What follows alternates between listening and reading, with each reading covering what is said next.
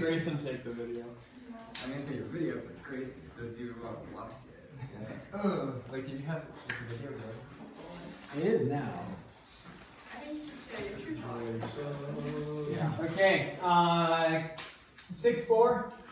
Multiplying binomial radicals. So in this, this is a phrase, conjugates. Conjugates, you should know. Essentially what conjugates are is they're difference of squares. Yeah. So you have radical conjugates and you have complex when we get to imaginary conjugates. Conjugates, essentially difference of squares. So if you have, if you remember, like if you have, let's do a difference of squares. Like 2 out of, make something easier. X minus 5, x plus 5. We don't call those conjugates, we call this the difference of squares. Okay, so what would we do with this? If we were going to multiply, what does this come out to be? X squared minus 1/5. Yeah, because you know your middle terms cancel, right? The outers and the innards cancel.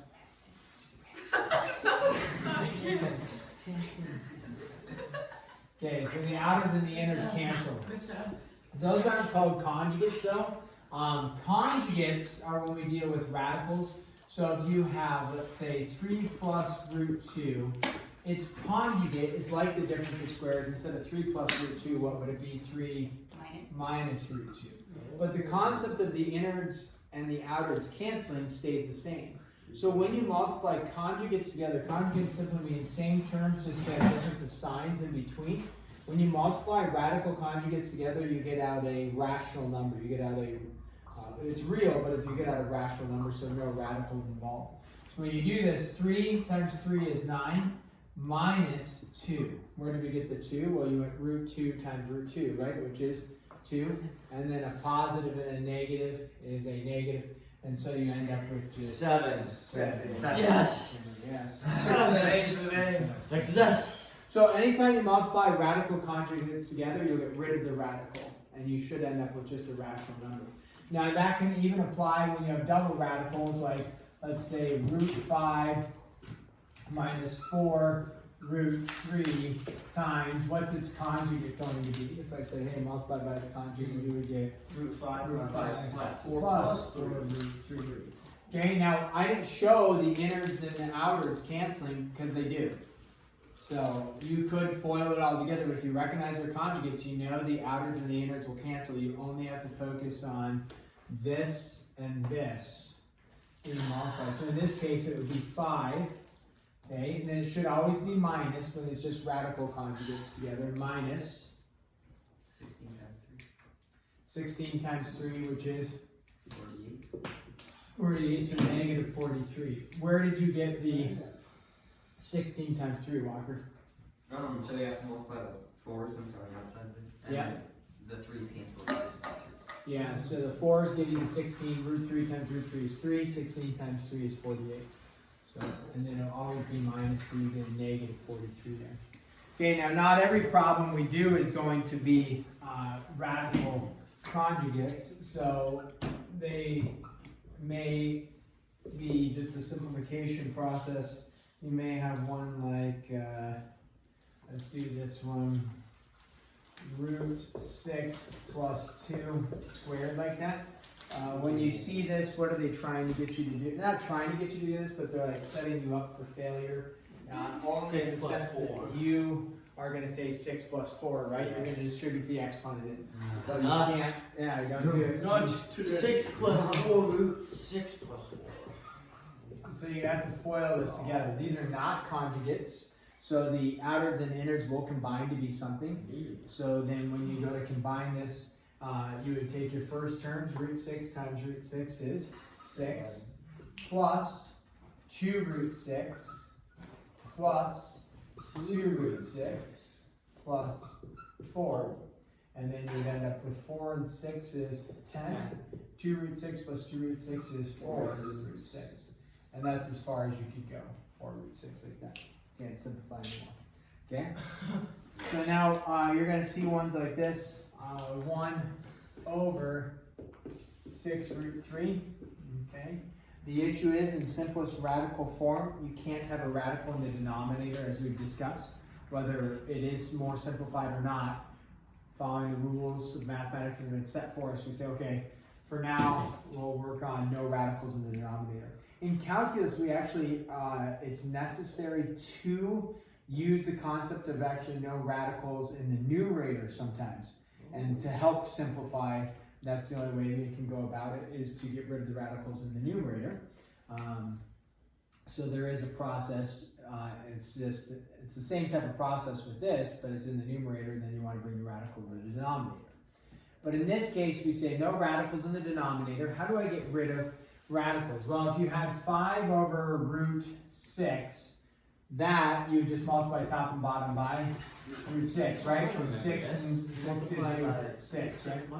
So to get rid of the radical, it's a binomial radical. To get rid of it, you multiply it by its, what's the word? Multiply by its conjugate, right? So the conjugate of 6 root 3 is 6 minus root 3. And you know when you multiply radical conjugates, you get out a non-radical number. You get out a rational number. So at the bottom, okay, you're just going to end up with 33. You say, whoa, where'd you get that? Now, either I did it wrong or I did it right. You did it right. I did it right. Where did we get 33 from? 36 minus 3, right? Yes. So if you need to do the steps, it's no problem. Okay. So that is what we'll do to get rid of the radicals. Now, let's do one, I think, okay, why don't you guys look at this one. What if you have 3 root 7 minus 2 root 5, so we know we can't combine those, right? 3 root 7, oh, that's not actually what I wanted. That's fine, we'll just do it. Plus 2 root 5. Alright, what do we recognize about these? Conjugates, yeah, I was going to do a non-conjugate problem, but that's fine. So these are conjugates of each other. It's a little more intensive because it's a double radical and you have double, if you will, coefficients. Technically, it's not a coefficient, that 3 and the 2, but we can think of it as a coefficient. So if you were to try and do a little bit of mental math, right? You could say, okay, 3 root 7 times 3 root 7 is going to be 9 times 7, which is 63, and then it's going to be 63 minus 20. 43. So 43 is our value. And if you're like, where did we get that? Just go 9 root 49 minus 4 root 25, because that's what you're multiplying together, and then that would give you the 63 minus 20. So if you need to do a couple steps, you can do that. Okay. So I think just a couple more, and then we're going to be set. If you have to, did we FOIL? Yeah, we did FOIL one out there. So I think we're okay there. Do you want to do a little more intensive fractional one with a conjugate, or are we okay on it? Sure. Sure? Yes, let's do it. Okay. Do a factor. Let's do a factor. Let's do this. For you, Disney. For you, actually, let's do this one. Let's do a, whatever this is, number 4. If g of x, let's throw in a functional one. People typically struggle with functions. Equals x squared over x minus 1. Okay. They say find g of 1 plus root 2. Okay. So with functions, remember, just like f of chicken. You can even plug in poultry. Right? So, what we want to do is wherever you see an x, where are you going to plug in? You're going to plug in that 1 plus root 2. So we see an x right here. What am I going to plug in? 1 plus root 2. So we say g of 1 plus root 2 is equal to 1 plus root 2 squared over, wherever I see an x, what am I going to plug in? 1 plus root 2 and then minus the 1. So this one actually works out pretty convenient for us on the bottom. Yeah. It's quite nice. On the bottom. Yeah, man. Okay, yes, on the bottom. Oh, Setting the yeah. creepy tone. Yeah, man. Yeah. You get out root 2. On the top, right? Classic error would be 1 plus 2. Classic. Classic, because you just So distribute classic. the next That's You want to so foil this? devastating. So when you foil it, you get 1 plus 2 root 2 plus 2. Yes.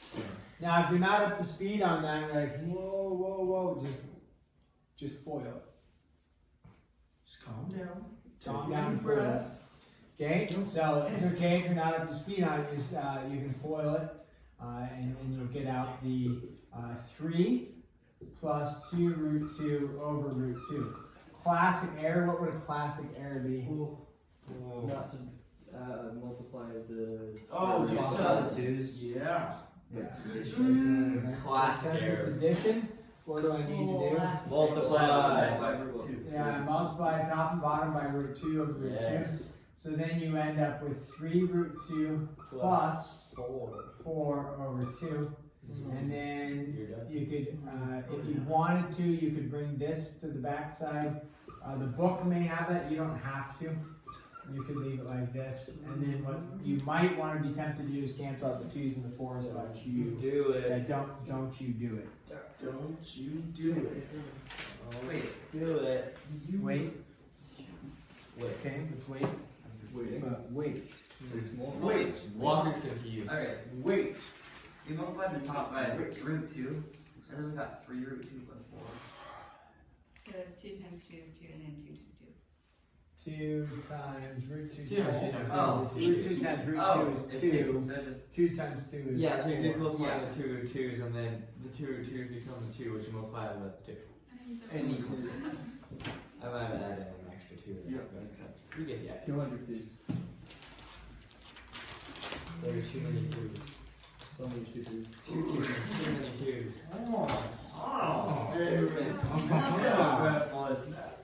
Purple. That purple is snapper. Snapper.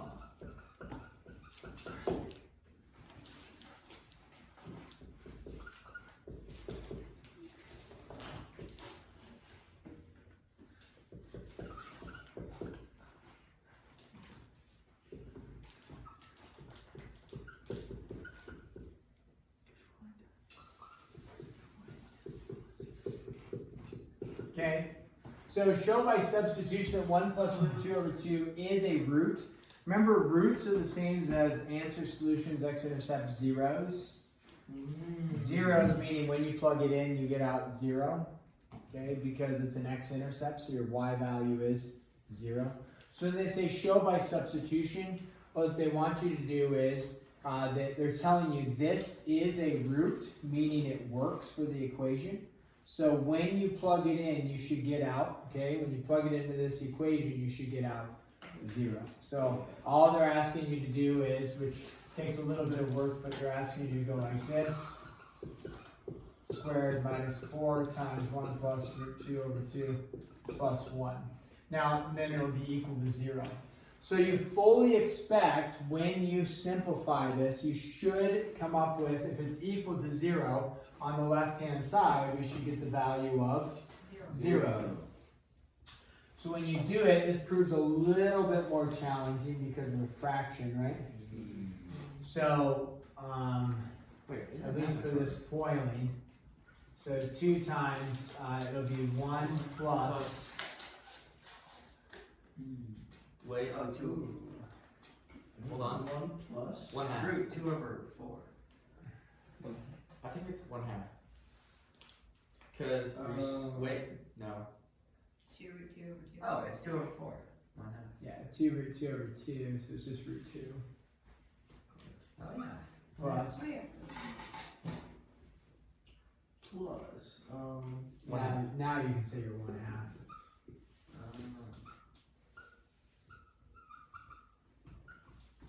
We'll go over this, double check our work. Crossing out the whiteboard. But actually, we can double check our work simply by distributing this in. You get 2 plus 2 2 root 2 plus 1 minus 4 minus 2 root 2 plus 1 is equal to 0. So then you have 2 plus 1 is 3. 3 plus 1 is 4. 4 minus 4 is 0. So all those are good. Okay. And then you have 2 root 2 minus 2 root 2 is 0. So 0 is equal to 0. Okay? Why is So- it So, with a little bit of work now, if you're confused by that foiling, that's because you struggle with fractions, which you can blame your elementary teachers for.